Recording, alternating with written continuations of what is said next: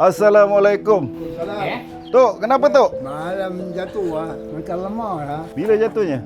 Malam lah, petang lah. Oh, semalam. Nak buang air. Jadi benda tu kita pegang, tak ada rasa lemak. Kalau kita pegang macam ni, ada rasa lain. Kalau ada pegang ke, kita pegang ni tak ada rasa.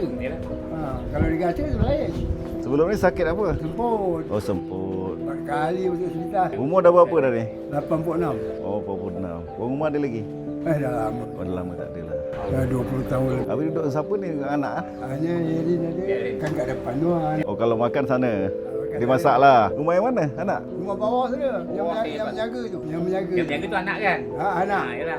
Yang lelaki tu menantu. Tapi maknanya dekat-dekat lah. Okay, saya hantarkan katil tu untuk dipakai lah katil tu kan. Untuk kegunaan dia boleh angkat-angkat kan. Untuk keselesaan lah kan. Saya doakan sihat lah. Sebab sihat. Saya minta izin pergi tempat lain pula. Saya dah bawakan tu, bawakan ni insyaAllah. Ni jajan sikit. Okey. Sihat terus. Doakan kita orang ni pun samalah. Sihat semualah.